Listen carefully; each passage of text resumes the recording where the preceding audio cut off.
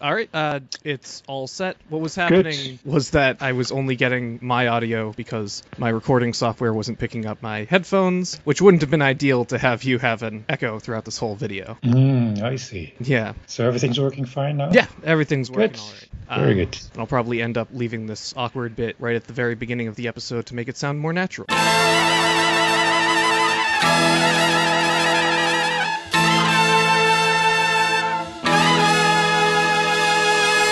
Welcome back to Japanophiles. Today we have a esteemed guest who most of you probably don't know because your kid's using YouTube. And I'm just going to assume that most of my audience isn't going to be too familiar with you, which is a shame. Would you like to introduce yourself? Let's see. My name is Tom Mes. I do quite a lot of writing and talking about Japanese cinema. And I used to run a website on that same topic called midnighteye.com and wrote several books as well, including books about filmmakers like Takashi Miike and Shinya Tsukamoto. I know you've met Shinya Tsukamoto. Have you met Takashi Miike? Oh, yes, quite a few times. Ah, okay. And so you have privately given me both their cell phone numbers. I will now put them on screen at this moment for the hundreds of people that will be watching this. Yes, I'm sure they'd be very happy. Oh, yes, they'll appreciate it. Yes. I'm not sure if I'm remembering this correctly, but I'm pretty sure that the FQAs for Midnight Eye have a section that's specifically like, don't ask us for contact information of Japanese directors. We're not going to give that out, so please stop emailing us about it. Yes, this is true. It was quite necessary to do that as well. At one point, it happened all the time. I can only imagine. But let's start off with Midnight Eye, because that's how I originally found out about your books and basically found out about a lot of Japanese films that I would eventually come to watch and enjoy. To me, Midnight Eye kind of stood out because with a bunch of different websites or blogs that are started by just a random nobody, Midnight Eye had this air of professionalism about it, where another forum that I used to frequent before it was shut down was Snowblood Apple, which was just like a couple of people throwing together their thoughts on movies and just shoving it out there. So how did Midnight Eye begin, and why did you choose these types of Japanese movies to cover? Midnight Eye was just a couple of people shoving their thoughts on Japanese films out there because at the time nobody else was doing it.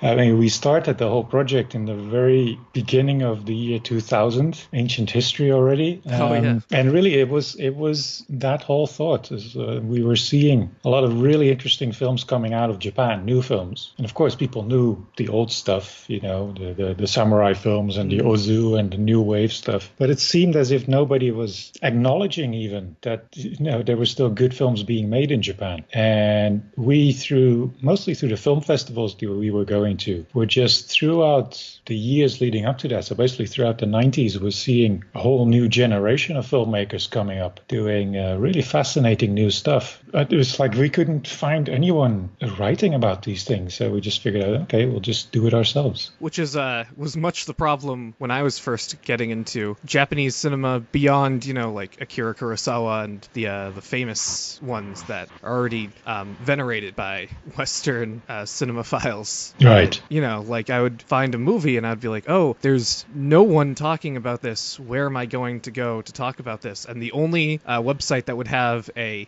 well-written review that was more than just a short paragraph was Midnight Eye. Unfortunately, I got to Midnight Eye kind of late because like within a year or two of me discovering it and farming it for movie suggestions, it closed down, or you guys stopped putting out new reviews. Right, yes, we retired. Yeah. We retired the site in any case. Well, it's still there. Yeah. And everything is still on there. And it's still a good resource. But in your retirement of the site, one of the things that you guys cited was just a general change in Japanese cinema. Do you think that that's still current today? Like, would you be able to bring it back with the cinema that we're getting today in Japan? I mean, you could bring it back if other people wrote the reviews.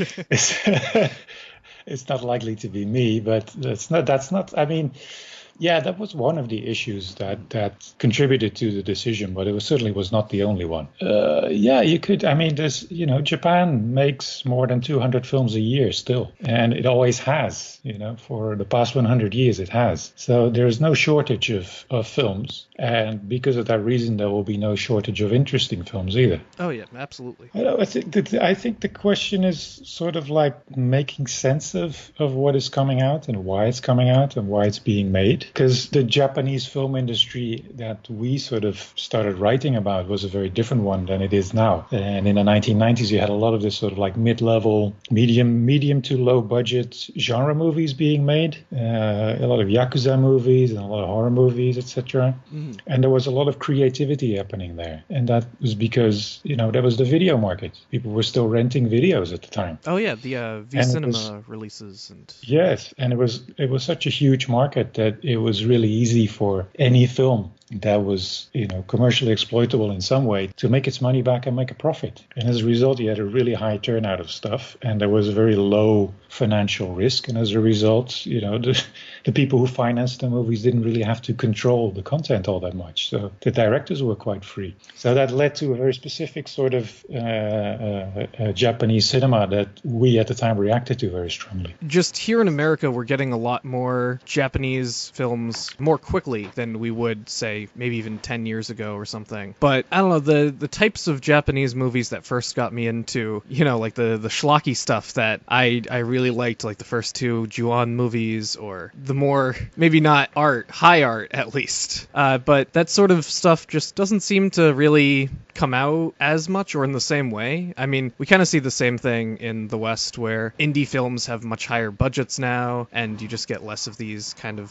throwaway movies. That's one of the things that I've noticed as a change in Japanese cinema. I don't know how accurate it is because I am looking from the outside in, I guess. It's sort of become, it's a bit like everywhere else really, where it's gone to extremes, where on the one hand you have these increasingly huge inflated budgets for commercial productions, and on the other hand you have really sort of like impoverished indie, almost amateur films. And it's really difficult in that situation for anyone with talent who starts out making these amateur films to take a next step into professional filmmaking. And that is what these sort of like medium level, mid-budget genre movies used to do. Yeah. It was sort of like a next step. That's really tough now. One of the major career shifts in the 2000s, which is kind of interesting going back through Midnight Eye, because Sono Sion, who I'm sure you're familiar with to some degree, starts out in like 2002 with Suicide Club, and then just becomes much more of a major director as the years go on. The thing with Sono is that he was already active in the 1980s as an indie filmmaker, doing like 8mm movies, and he was sort of like stuck in that for quite a while until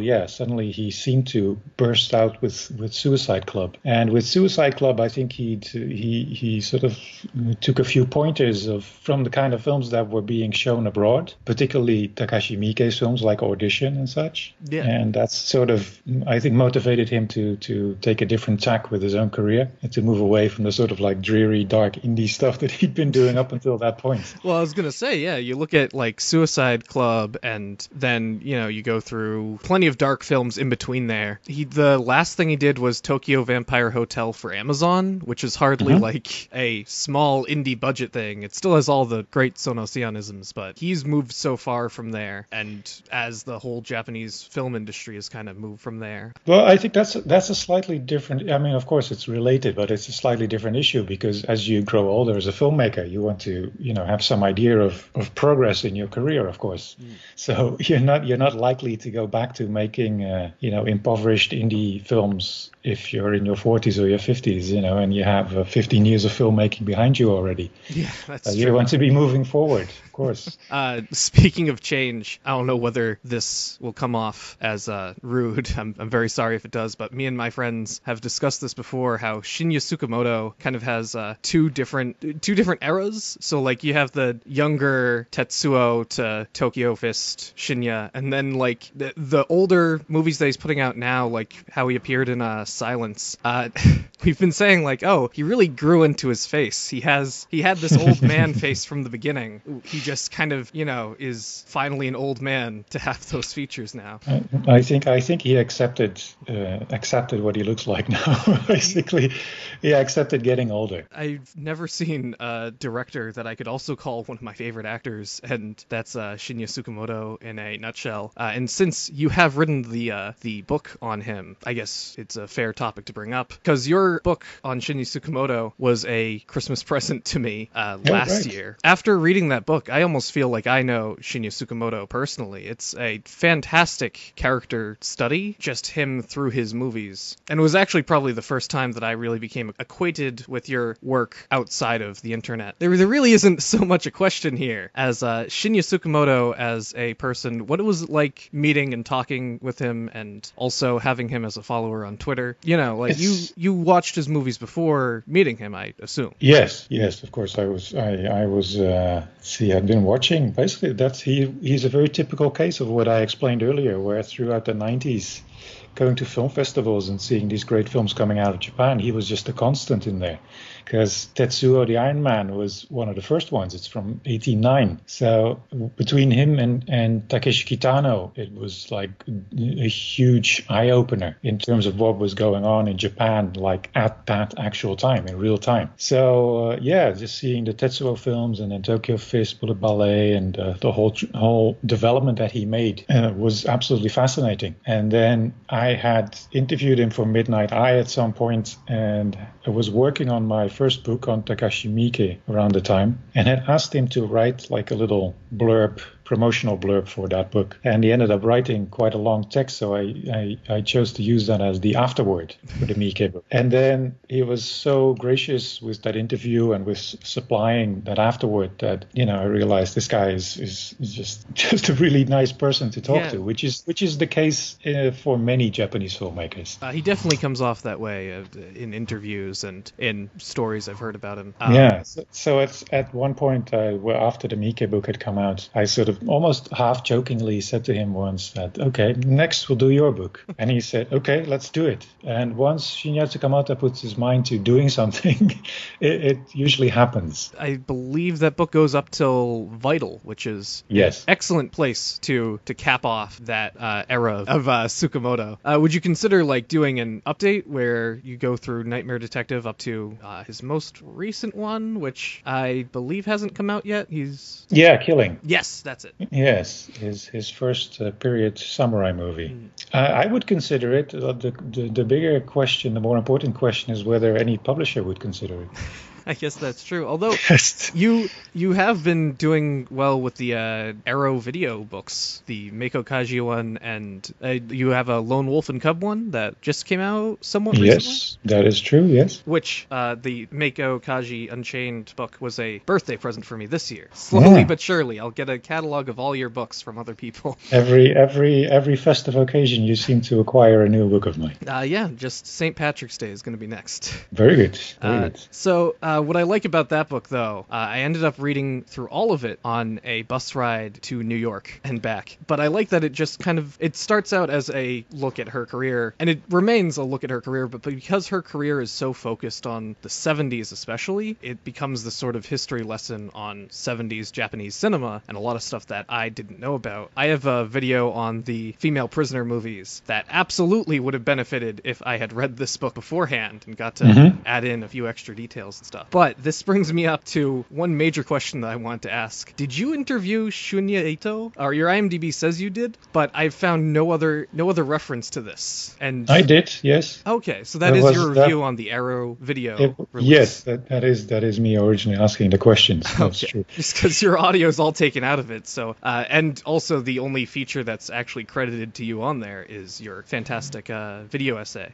which is a lot of sections from your book, really, with video video examples, which it was a bit of a kind of like a dry run for the book. That's true. The other thing I wanted to bring up about it is that book is some of the best marketing I've seen at all, because if I can relate a little story to you, Sure. in one of the earlier chapters you talk about the blind woman's curse, and you go on about like, oh, and Meiko Kaji is this leader of a gang. I still haven't seen it yet, but immediately I was intrigued by this because it sounded like everything that I would like in a movie, and I look it up, and of course, who is it being released by but Arrow Video? So slowly, as I work my way through this book, I'm like, okay, and I can get that one from Arrow, that one from Arrow. Oh, well, the Snowblood movies are Criterion, but everything else I can find perfectly on Arrow Video's website, which is just kind of funny. I don't know if that was intended from your book, but it definitely... No, not at all, actually. It's simply because Arrow has been so prolific in putting out a lot of her films, and everyone else hasn't, basically. So it was kind of inevitable. No, I mean, essentially, the project for that book goes back several years. So that was before Arrow had really become as prolific as they are now. Yeah. So it was never intended as a kind of puff piece for Arrow in any way. In fact, I originally wrote it for another company. Oh, wow. Which is the German company Rapid Eye Movies, who also released quite a few of her titles, but that was more like the DVD era, so before the Arrow Blu-rays. Well, that's where the Ito interview comes from, at least. Yes. That's the only reason I know that is because it just says it on my Blu-rays of Female Prisoner.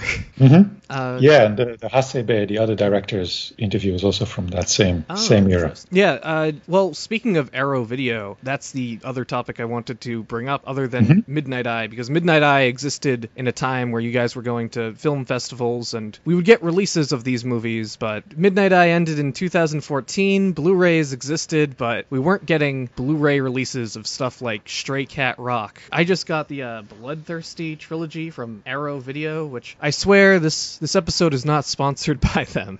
I just happen to buy a lot of their products because it appeals to me. But we're just getting these films that no one has ever heard of from them, which is fantastic for, people that love obscure Japanese movies. Do you think this is going to lead to more and more people getting into this sort of genre, or is it going to stick around mainly the people that have always been into it will buy this and consume it? Because we have these movies on like Amazon Prime now where you can just watch Battles Without Honor and Humanity all the way through without even having to buy a pass or anything. Right, but for how long is always the question. Yes, with streaming that's always services, the question. Stuff always disappears. So, I mean, anyone who starts to develop a serious interest is likely to sort of like graduate toward picking up the physical media, especially because a lot of these companies that are quite active putting out Blu-rays, these older films, they really do a great job, the greatest job they can do in terms of giving you like a real package, not just the film. Oh yeah,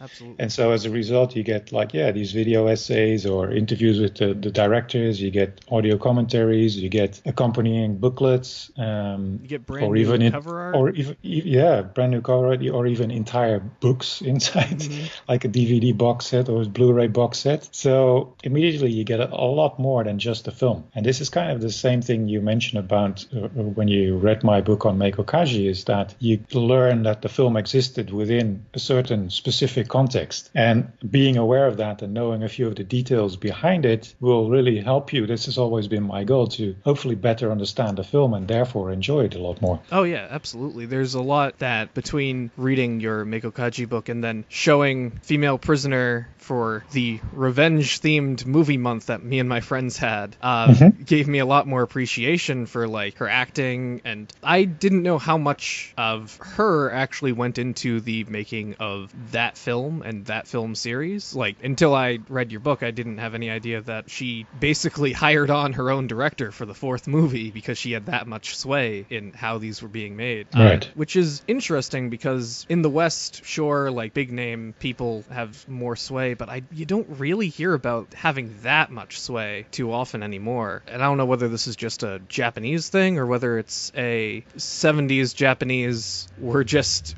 the movie industry's failing, So as long as you get something out on screen, we'll green light it. You just got to put some tits in it for a little bit. I think it's the fact that she could choose her own director is really a result of the condition that the Japanese film industry was in the 1970s. It would not have happened in the 1960s. Oh, yeah. The same way. The film industry was just not doing very well.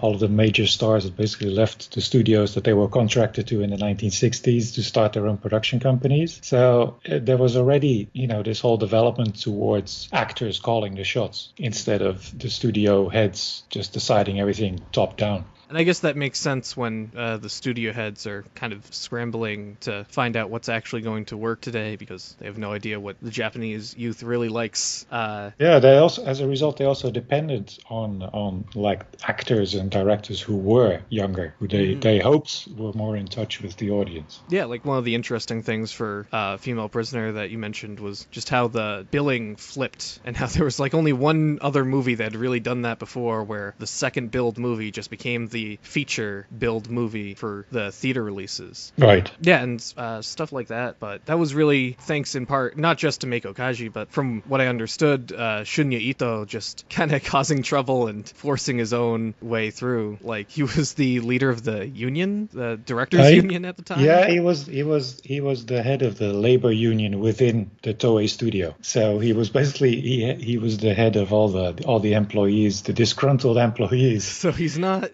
well liked already at the start. Not terribly, but not by management at least. No. Right.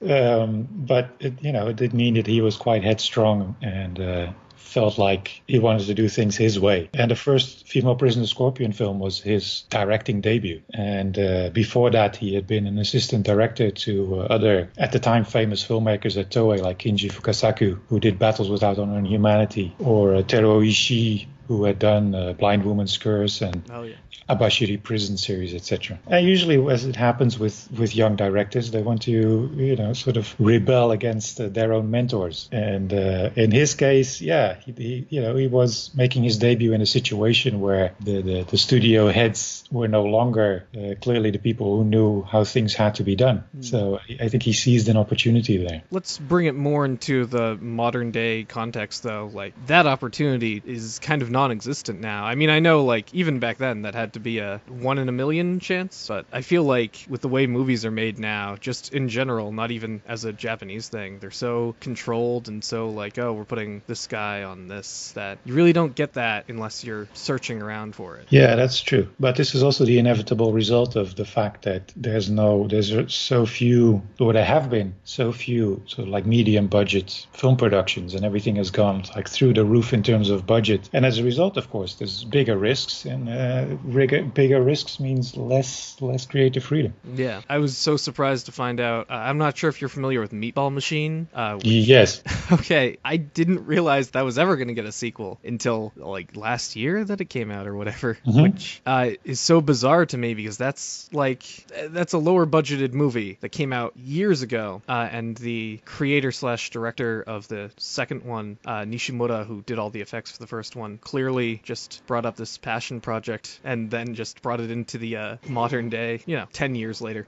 But it's just funny to me because that's one of those, like, who would risk anything on a Meatball Machine sequel and stuff like that. But clearly this sequel got much more of a budget than the first one. So yeah, I guess that just leads into what you were saying about, like, the middle budget movies don't really exist anymore, to the point where something like a sequel to Meatball Machine is getting more of a budget than it ever would have had it been made closer to the release of that first movie. Yeah, I think it's also a matter simply of the people who made that film just getting better at their craft.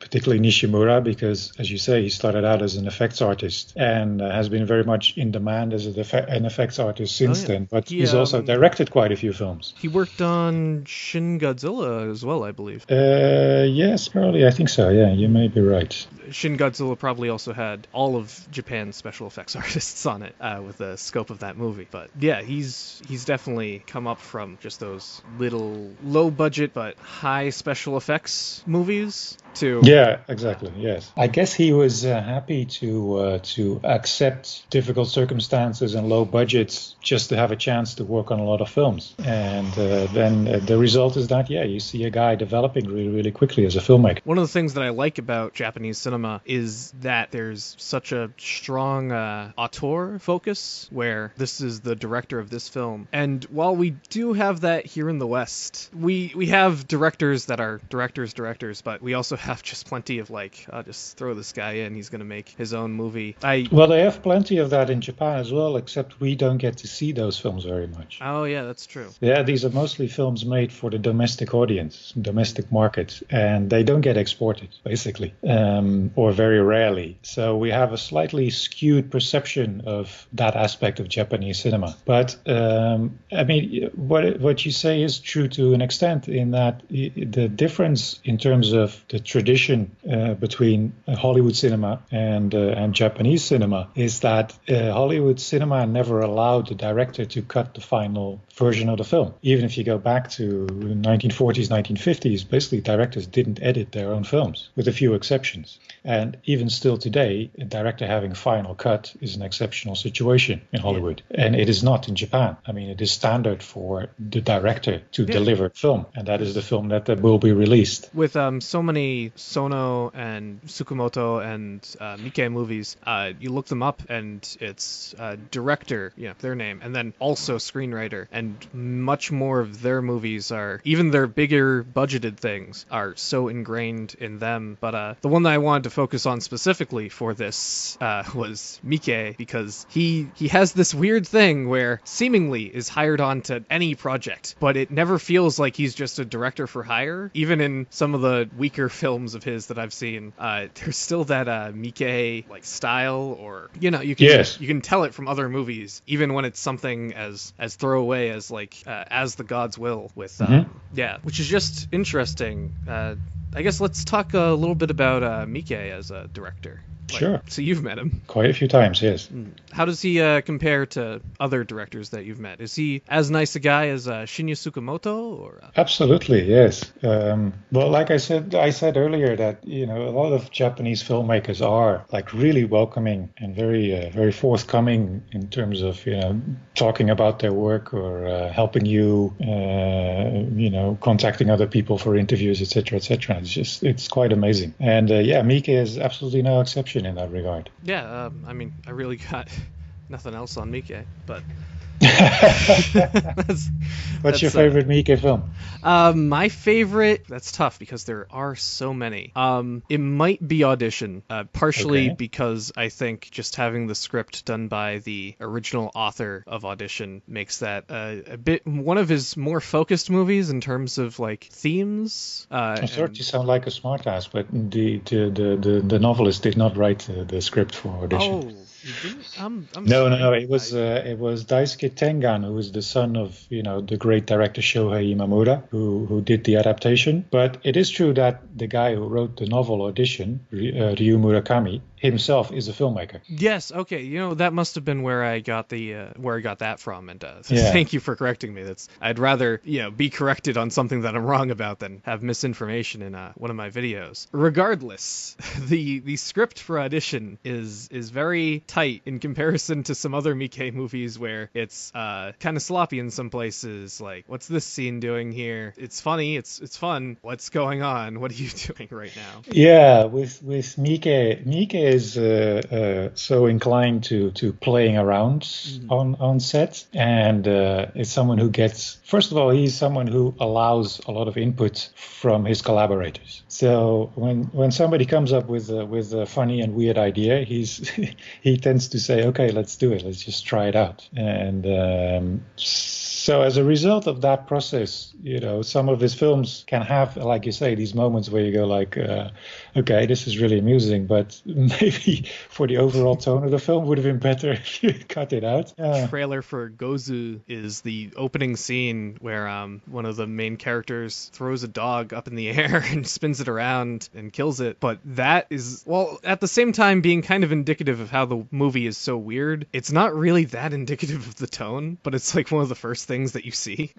Well, I would say that Gozu is basically all through the movie. It's just weird ideas. Oh, yeah. The whole thing is just quite astounding in terms of the creativity and the weirdness of it. It has to be weird to end on a rebirth scene like that. Indeed, yes. That's one of the reasons why I love this kind of Japanese cinema so much, is just because of how weird and strange it's allowed to get. I think I've said it so many times to my friends whenever we're watching a Japanese movie, but I'll say, like, there's no way this would ever be allowed in America or in just Western culture in a movie, because so many of them just end up being either kind of sterilized or they just don't have the budget to do some of the insane stuff that Miike would get away with in his movies. Yeah, well, maybe it's more like to do with a lack of budget really on the Japanese side than on a surplus of budget. It's the surplus of budget that makes it impossible to take such risks, because the investors just want to play it safe. They want to be sure that they get their money back. And if there's not that much money riding on it, then yeah, you can go ahead and put in some crazy stuff. I think as far as other favorite Miike movies go, I'm of the opinion, and I don't know whether this is a strange opinion to hold because really don't have that many people to talk about weird ass Japanese movies with, but I also think Dead or Alive 2 specifically is one of his best movies. And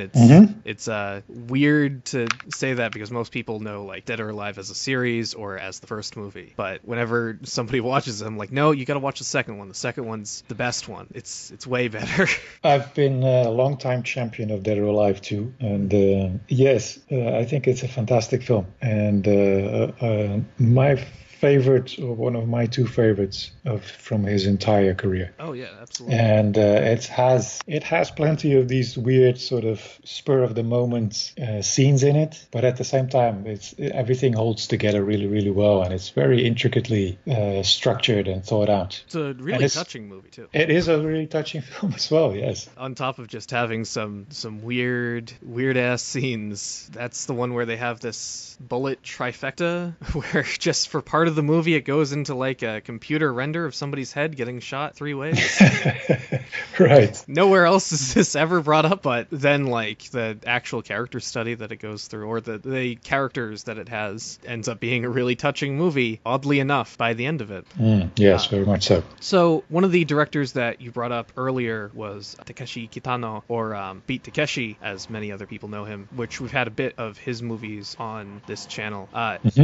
Compared to other directors that we've talked about on this, he's the one that more Westerners would know, I feel. Like, people that are into just movies in general end up knowing a Takeshi Kitano movie probably more than something like Shinya Tsukamoto movie that isn't Tetsuo. I don't know, maybe I'm talking out of turn with that, or... No, I think you're right. I mean, he was basically the first one out of this generation of the 1990s filmmakers who started getting wider like film festival exposure and the general distribution and critical notice in like the major magazines. So that's why he was sort of the first one to cross over into the existing sort of art house and film festival circuit. And Tsukamoto, because basically he was making cyberpunk science fiction, he's always been sort of pegged as a cult filmmaker rather.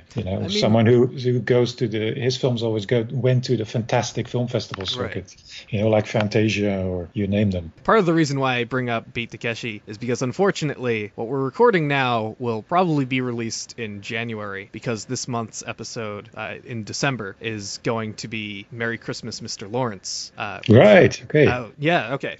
Which cool. I'm not used to people recognizing at any point, because it's David Bowie Beat Takeshi crossover that for some reason nobody's heard of. Well, if that's the case, then I think it's a film that's sort of become a bit forgotten, perhaps, because it was definitely among the more famous Japanese films. Like up to the millennium, in the 80s and 90s, everybody basically knew that film. Really? Yeah. I mean, I'm sorry. It hasn't really had much. It hasn't really been re-released in recent years, the last 15, 20 years. So maybe that's why. It might also show my generational age, thing. But yeah, it's probably a generational thing. But... yeah, like I knew both these actors slash musicians slash painter, but I had no idea that they crossed over. It was one of those just happy things to find. I don't think I had a moment like that except for finding out that Maribito starred Shinya Tsukamoto, was directed by Takashi Shimizu, and was written by Chiaki J. Konaka, which for me was like this perfect storm of creators, which is interesting. Since we're talking about both Miike and Beat Takeshi, I think it's fair enough to bring up their joint film, Izo, which is kind of like a fever dream at times. Yes.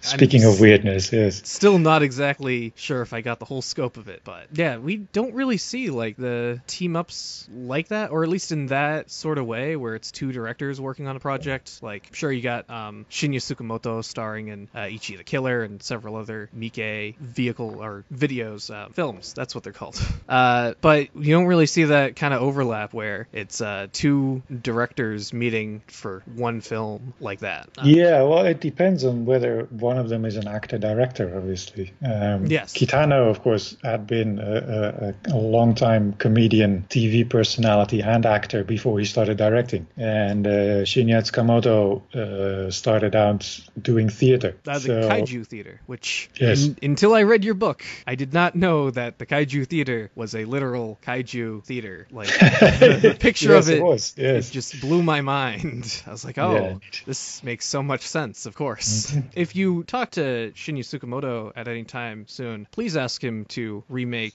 Electric Rod Boy for me and for my friends. I think he'd be perfectly happy to have that re-released, actually. Remaking, that'd be interesting. So, you know how Phantom of Regular Size is kind of a trial dry run of Tetsuo in a lot of ways? Yes. I feel like there's another universe where instead of, that being the trial for Tetsuo, Electric Rod Boy was the trial for something else that just never got made. And, it's probably one of the most obscure Shinya Tsukamoto movies, although that's not to say that I dislike any of his movies, because he's a very consistent director. But yeah, it's just kind of an oddball there.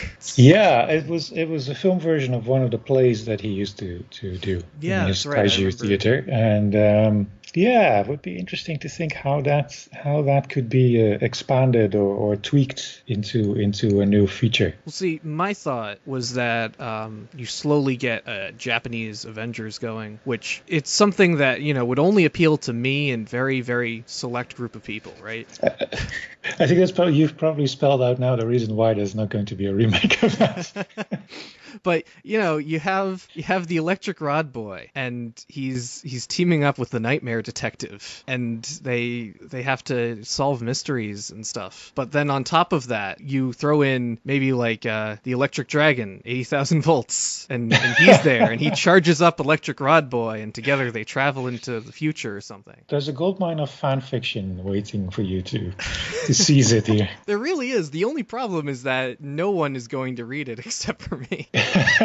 Who cares? You have, you and you have your friends and stuff. So just so many things that became famous later started out this way. Just a couple of friends and digging around and thinking up funny ideas that nobody would ever even consider, but that's usually the secret to it. Well, I've had this pet theory for a while that Tadanobu Asano's character in Thor being killed off in Thor 3 or whatever and having no screen time means that they should bring him back as the Electric Dragon, and he'll just kill Thanos. Of course, this is never going to happen. But, a man can dream, at least. Yeah, it would probably entail Marvel buying the rights to the Electric Dragon Eye Morrison character from Sogo Ishii. And then Sogo Ishii, after what's it been now, 40 years of independent, struggling filmmaking, can safely retire off of his Marvel buyout. Right? Finally. Yes. Speaking of which, this might come off as blasphemy, but I also feel like you're probably the only other person I could talk to this about. Have you seen Burst City? Of course. Have you seen it all the way through? Because several times. I wrote the liner notes for the DVD that came out in the US several years ago. Okay, then then this is gonna come off horribly on me because I've tried to watch that movie twice and I just don't know what it is. I just like about halfway through I'm like, oh, this is really not doing anything for me, or it's not really going anywhere. As I've understood, it was like played at concerts, if I'm remembering it correctly. No, Burst City. Well, that was later actually. Oh, okay. Burst City was because he'd made a film that was kind of his graduation work as a student, which was Crazy Thunder Road. Yep. Which was a movie about bikers and like right-wing activists, which sort of has a pretty consistent tone and focus throughout in terms of the story. And then the Toei studio bought that film and gave it a general release. And then afterwards they asked him to make another one. And he was so over the moon to be able to make a professional movie with a professional budget that he just went crazy and shot whatever he could think of.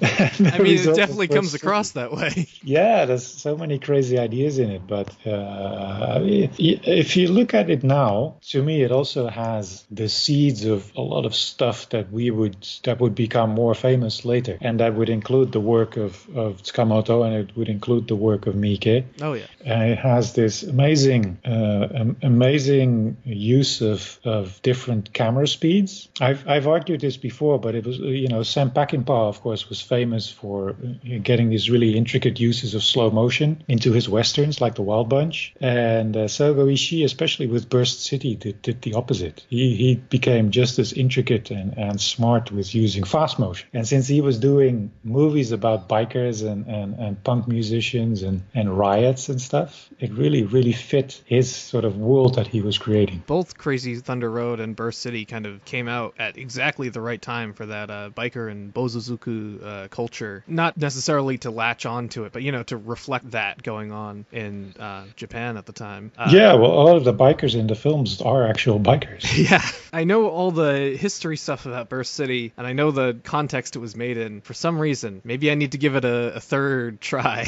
Yeah, please do. Able to make it through. Please do. Yeah, and we're about an hour now, so I guess we're just gonna wrap it up just talking a little bit about maybe the state of Japanese cinema here in the West. As we've mentioned before, like Arrow Video is bringing out so many things now that we've never gotten. If you were to recommend somebody something just to get into maybe like the older 70s exploitation-ish Japanese movies, what would you do for somebody that's in the modern era that wants to get into these sort of movies? Well, there are reasons why I wrote a book about Meiko Kaji and followed it up with a book about Lone Wolf and Cub. So I would suggest starting there with Lone Wolf and Cub films and with the Female Prisoner Scorpion films and Lady Snowblood. Oh, yeah. Because those films are so, still today, so inventive and stylish and really entertaining. And particularly in the case of Lone Wolf and Cub, I think absolutely timeless. Until Tarantino rips them off. Yeah. I'm kidding. I have my personal opinions on that. No, the thing is, like with Lone Wolf and Cub, it's been around for so long and has consistently always found new audience and new fans. I mean, at the same time, it's still pleasing the people who already knew the films. So these films never go out of style. They never go out of fashion. I mean, what's amazing about Lone Wolf and Cub is that it invented an archetype that's, you think, looking back, if you look at any of the Lone Wolf and Cub parody characters or whatever that you see in something like Samurai Jack or the comic book series Usagi Yojimbo, where in that they have a lone goat and kid. Not so subtle pun there. But that series just created this archetype that seems to have always existed, but just came into form when the manga was created of this like wandering assassin and his son. And yeah, I think those movies are timeless because of that. Kind of like when you think of the blind samurai or other samurai archetypes. Right. Yeah. I mean, yes, the Lone Wolf and Cub archetype is it's part of the DNA of Japanese pop culture now, and not just Japanese pop culture. I mean, it's gone widely totally beyond. If you look at a movie like, of course, Road to Perdition was originally a graphic novel that was very consciously based on the Lone Wolf and Cub manga. But if you look at a film like Leon the Professional, oh yeah, with Jean Reno, that's the same template. Assassin and child wandering the land.